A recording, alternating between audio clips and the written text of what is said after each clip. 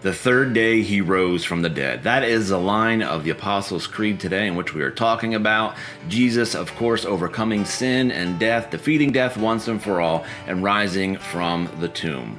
Now, interestingly enough, each Lent, each Holy Week, probably on Good Friday, I'll get a message somewhere along the line, and they'll ask me, how is it that Jesus was crucified on Friday, he hung there until he died Friday evening and was put in the tomb, and then of course Sunday rose from the dead.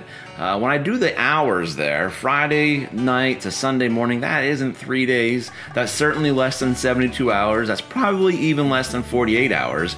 So why is Scripture, why are we proclaiming on 3 days that Jesus rose from the dead? Well, quite frankly, in the Jewish tradition and the way they kept track of time, if any portion of the day was spent doing something, you counted that as a day. So if Jesus was in the tomb on a portion, if only for a few hours Friday night, all day Saturday, and even for a few hours into Sunday before dawn, as we read in Scripture, that counts as 3 days. But quite frankly, here's what I say. Don't get hung up on the hours. Don't get hung up on the calendar days that Jesus was in the tomb, or how many hours completely he was there. He was there Friday, he was there Saturday, he was there for a portion of Sunday. But you know what is more important than the 72 hours or 40 hours? The last 5 words of this line. He rose from the dead. He rose from the dead. Matthew, Mark, Luke, and John. Like my goldfish here, as you can see, I just named them Matthew, Mark, Luke, and John for all the synoptic gospels, and of course the gospel according to John, which is different than the synoptic gospels.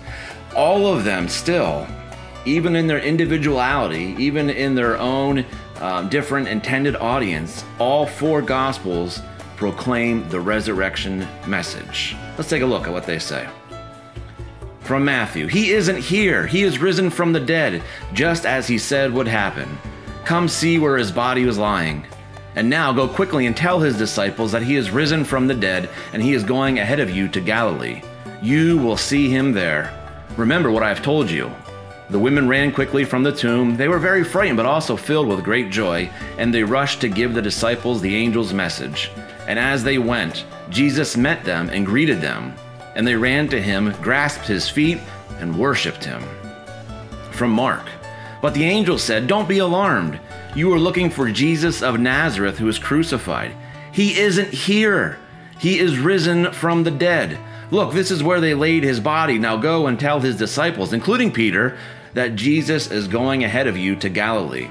You will see him there, just as he told you before he died." And from Luke, why are you looking among the dead for someone who is alive? He isn't here. He is risen from the dead. Remember what he told you back in Galilee, that the Son of Man must be betrayed into the hands of sinful men and be crucified, and that he would rise again on the 3rd day.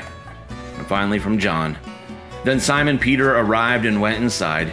He also noticed the linen wrappings lying there, while the cloth that had covered Jesus' head was folded up and lying apart from the other wrappings.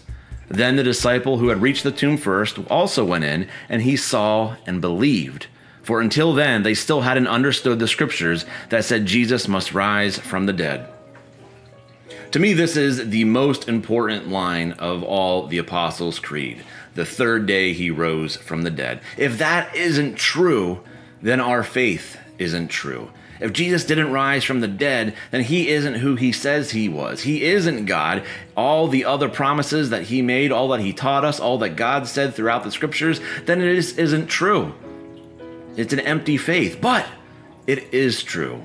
We can have faith knowing that the scriptures of what they have said are true and how they are written. They gave many opportunities for those to refute the historical Jesus, and what they wrote in scripture could have been contested, and yet did not happen.